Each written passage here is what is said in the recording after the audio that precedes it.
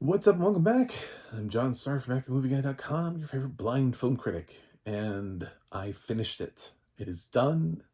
Sadly, it is done. The deed is done. Andor has ended. But not technically, because he goes on to be in Rogue One. So Andor the person is still fine. I know that's a spoiler, but I hope it's not a spoiler. I hope you didn't go through this series thinking that Cassian was going to die at the end or had any risk of dying. Did everybody understand this was a prequel to Rogue One? Did you get that? Have you seen Rogue One? He's in Rogue One. This is one of those this is one of those few projects where you're like, how do you make something interesting when you know the central character can't die? You know, when you have to put them in situations and in predicaments where you're like, well, that obviously nothing's going to happen here.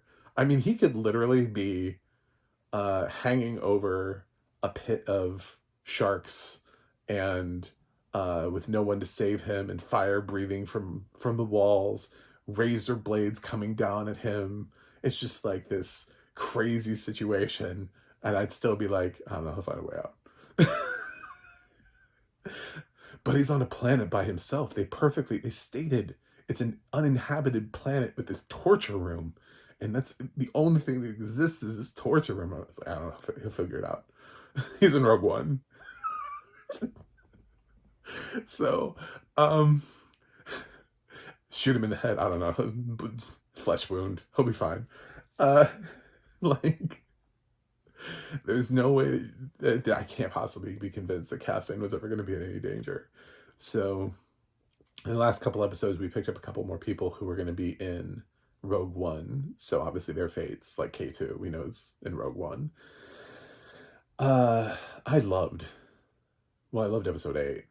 And that was sort of the peak. But episode 7 I thought was already better than the first half of the season.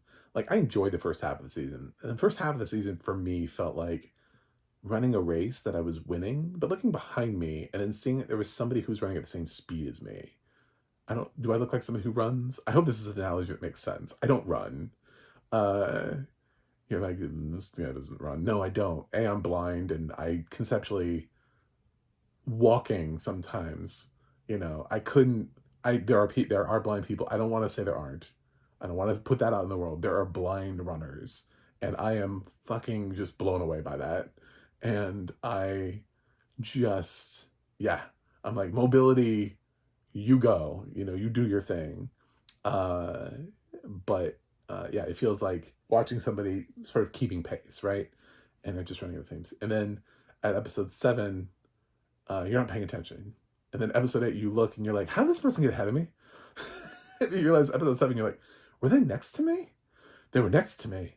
And then episode 8, they're like, how did you? But they look like they're running the same speed as you. And somehow they're running faster. And you're just like, I don't understand this. It doesn't make any sense. And suddenly, even though you're giving everything, you're just losing. And you're like, I did not see this coming. So that's what episode 8 felt like. It was just, I was so blown away by the content. And then episode 9 was fantastic. So coming into 10, 11, and 12, the bar was high because I also noticed we switched directors. I don't know if that matters too much, but the back half are directed by a different person. So I think it's possible that if there was enough praise for the last 6 episodes or the first 6 episodes, that could really help someone's career. Um, So, obviously, spoilers. Yes, the series does have audio description, and it's amazing. I think it was was that 10, where I heard Jedediah Barton use tippy toes, and I loved it. I was so here for it. Because usually I'm like, isn't tiptoes enough? I'm like, I love that he said tippy toes, and it got me into this whole thing that I put on my blog of daily daily TV show watching, where I mentioned I was like, I think it's one of those just like colloquialism things, like like regional, like the difference between somebody saying soda and pop.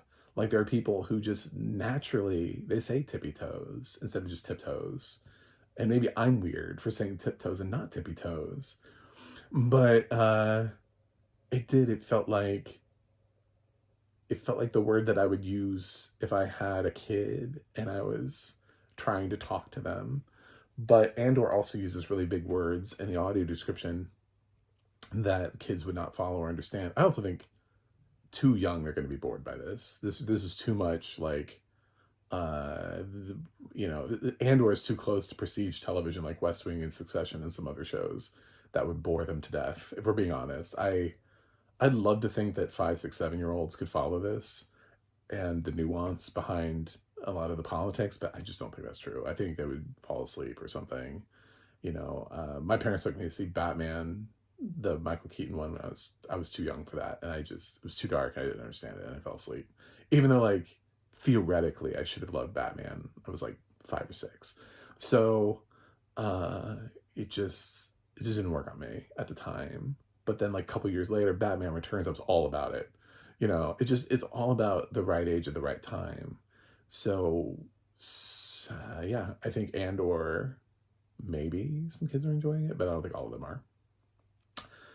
10 is all about Luthien and, getting caught. And there were so many moments that I loved in this episode. It's just a beautiful exploration of Luthien, puts Stellan center stage. Casting's not even in the episode. Like, it is all Luthien. It's an episode void of Andor. It's Andor, but with no Andor. He's arguably the second biggest character in the show. So when you're going to give him basically a farewell full of flashbacks, and also show us this important part of the story where he learns about the Death Star and is willing to die for it. It's like you see sort of his journey, and it's all about biding his time and waiting for the right moment and waiting and giving up and a slow burn. People hate the way that he operates while sort of pushing forward the rebellion, but he thinks he's got it. He's got the best way of doing it, and he's smarter and understands methodically. The rebellion itself doesn't quite respect or understand how much he's contributed to it, which becomes something they bring up in 11 and 12.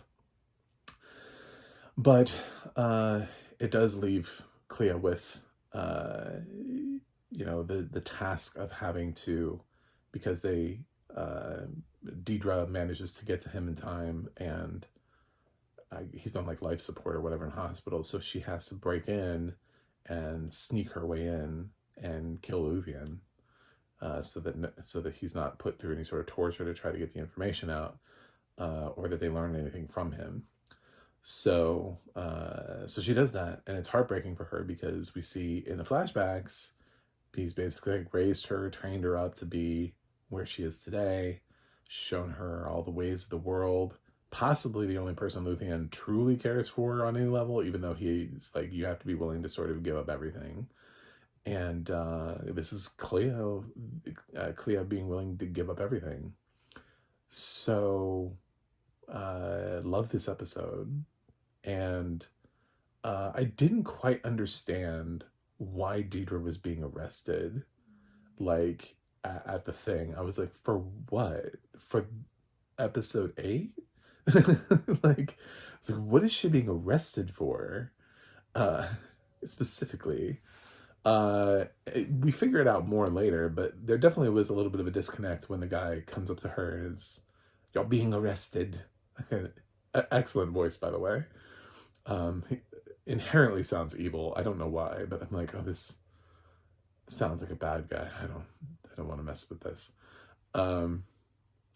So later on in episode 11, Deidre's in jail, and we get the wonderful Ben Mendelsohn, who's excellent at playing bad guys. He's not just playing good guys. He's just an excellent actor in general. But he's back here in another role that isn't going to die before the end of the series, because he's also in Rogue One. And he turns off the cameras and goes in. And one of my favorite moments in episode 11 was when he just grabs her face. She's trying to tell him these things, and I guess she's standing. And the audio description said, like, he puts his hand on her face and pushes her back down into her chair. And I was just imagining, like, Ben Mendelsohn's hand on Deidre's face just being like, stop talking, and just like pushing her back down.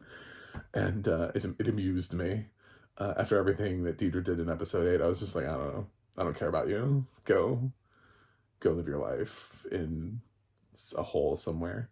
So, yeah, Deidre feels like she gave up everything for the Empire, but the Empire doesn't love her. And that's something that resounds also in episode 12 when we see a character, Pe- Peloponnesus, or I don't know. I forgot his name. You can't possibly. I'm not that big of a Star Wars fan, and I can't possibly remember all these people. But the guy that was sort of running everything and believed in the Empire also realizes that at times that means that somebody has to fall on the sword. Somebody has to, which is honestly the same thing Luthien does, which is why I went through that whole thread, is that Luthien died for what he believed in, and this guy in episode 12 also essentially dies for what he believes in. So he knows that he has to die for the Empire. He just didn't think it would be him, but you can see all of the wheels turning. He's listening to a recording, and he's like, "Yep, it's me. This sucks." Luthien just kind of walks right into it. Like he's like, "I'm here. It's time." And I always knew I would probably have to make the ultimate sacrifice. So you can feel that in that scene.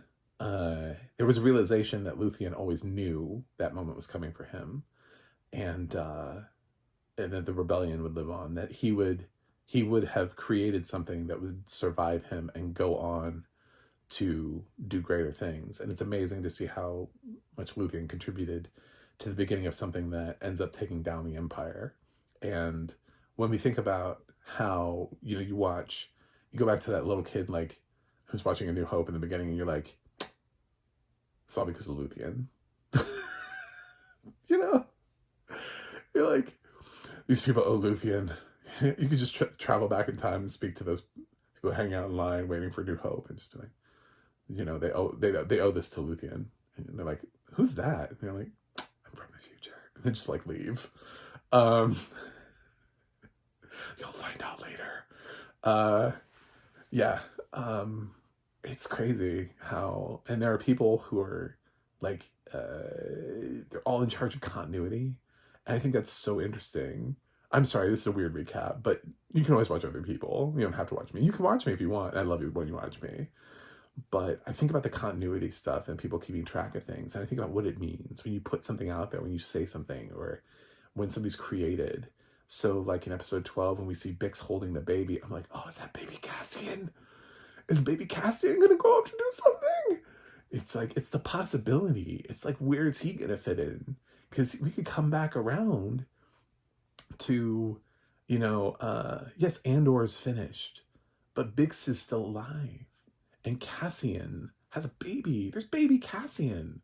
And we don't know what their story is. So if somebody wanted to make a follow-up to Andor for Bix and for baby Cassian, they could, if they fit into the story later on. They could fit into another Star Wars spinoff at another point in time that would show how that baby grew up to be somebody who also contributed.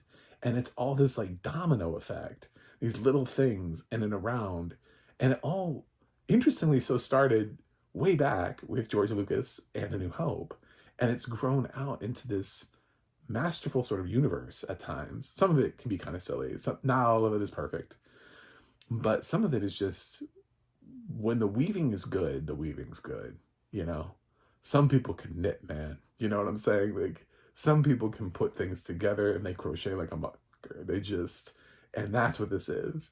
There's something about Andor and the way the story is told and is crocheted that I liked the last 6 episodes of Andor more than I liked Rogue One. I truly did. Part of it is that Rogue One just has a incredibly bleak and depressing ending. I was like, can someone please from this fucking thing survive? Anyone, one person, in a fucking rocket being sent off into space. I remember being silent and being like, can the blind guy live? I loved him. I am one with the Force. The Force is with me. I loved that. He was great. I just was like, can he somehow just be jettisoned just in time, please? So, yeah, I'd love to watch like a prequel series about him too. Like that would be, I forget his name. I know I should know it, but, we did some great work here. This is amazing. Episode 11 is all about Cassian going to rescue, Clea from her safe house, and they're moving in on Clea. Like, they found Clea, so it's like, who's gonna get to Clea first? And Cassian gets this distress call from Clea. Well, another guy gets a distress call and tells Cassian, who then rallies his little gang of misfit toys, and they go after and rescue Clea from the troops. And K2 comes in super handy in all of this. And they bring her back, and she's been injured, but she tells Cassian what Luthien told her about the Death Star and the plans. And so Cassian's at least able to relay it back to everybody who is working sort of the big brass of the rebellion. And they aren't sure whether or not to believe him. They don't know. They're like, I don't know what this means. This is all nonsense and bullshit. And Cassian is just like, Luthien died for this. I know Luthien. You haven't seen him in a year. He's like, yeah, but I know the good and the bad. I know everything.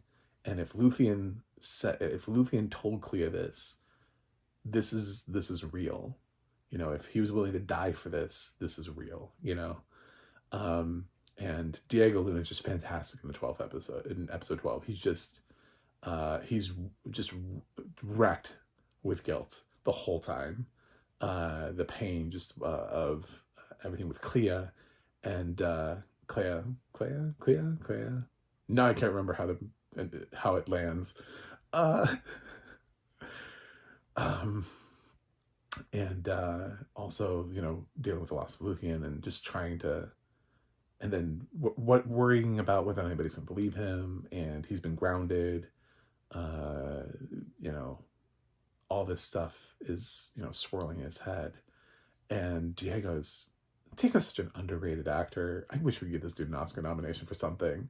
Him and Gal Garcia Bernal, it's like, I'm like, how have we not, we keep recognizing international cinema, and I'm like, how have we not found Gal Garcia Bernal and Diego Luna Oscar nominations yet? They keep showing up in excellent things. Where are their nominations? So yeah, Diego's just delivering, and hopefully he gets his Emmy nomination for this, because he deserves it. Absolutely. Just show Emmy voters the last 6 episodes of Andor, and they'll be on it. Yeah. I'm surprised. Yeah, man. I really do. I really believe the last 6 episodes of Andor are better than Rogue One. I know that's a hot take, but Rogue One is just not my favorite movie. It's not my favorite Star Wars movie. I'm not like a giant fan of Forrest Whitaker tangentially like trying to fix maybe what was wrong about his Battlefield Earth performance and like working that out. Feels very much like the same performance he gave. Anyway, I'm gonna piss people off with that one. But yeah, I'm not like a giant fan of that character, and he is still in Rogue One, and there are some things, like I said, it has a bleak ending, and so there are reasons why. But Andor kind of ends on hope. Not really, because you know how Rogue One ends, but it does end on some hope, because Bix has something. And there's hope, right? And it's a new hope. Isn't that that's the thing, is that it's a new hope. It's a brand new baby into the world, and that is the most manifestation I can think of literally putting a new hope on screen and reminding you of what's to come, of what's out there, of what's next, and what people are fighting for. So I hope you liked Andor. Let me know what you thought in the comments. I thought the audio description was great. Yeah, I was able to follow it, and I wasn't expecting like some sort of like massive battle in episode 12 that was going to leave them, because they have characters who have to make it into Rogue One. So it's sort of like, I'm glad that we left it sort of at the safe house, and that there wasn't like some like extra battle after that to finish the series. We don't need to finish on a battle. It was more about building to the next battle. It was getting us ready for the next thing. So Andor's always been about, is connecting those dots perfectly and shaping out a character who now we know more of. So uh, sometimes these TV shows are getting it right. You know, there are a lot of people out there who are naysayers. I already see people shitting all over Ironheart. Like, we haven't even seen the damn show. People saw a trailer for Ironheart and they're like, oh, this is everything that's wrong with television. I, man, I don't know. Can you at least wait till you see the pilot for the fucking show before you? Anyway, I just, you know, directors don't always have an opportunity to cut the trailer, so you don't actually know what a show's like. That just, it's a trailer, man. It's just the way that the show. I've seen plenty of shitty movies from great trailers, and I've seen plenty of great trailers. I've seen plenty of shitty trailers come into great movies. So now I just don't watch trailers anymore. Most of them don't have audio description, which is why the reason I don't watch them. But it doesn't necessarily mean the movie is going to be or not to be. And sometimes it's better to not watch them because you have those trailers that reveal everything, and then all the great jokes were already in the trailer. So just be excited for things. I don't know why we can't be excited for things anymore. I'm going to give Andor episodes 10, 11, and 12. Uh, I don't, there's nothing really yet. I mean, I gave 8 the A plus because I think it's one of the greatest hours of television I've seen. One of the greatest episodes of television. It's going to be something I remember for a long time. I think these are all perfect episodes, and I think it was a great way to end the series. So I don't have a problem collectively saying that as a trio that they all get an A from me.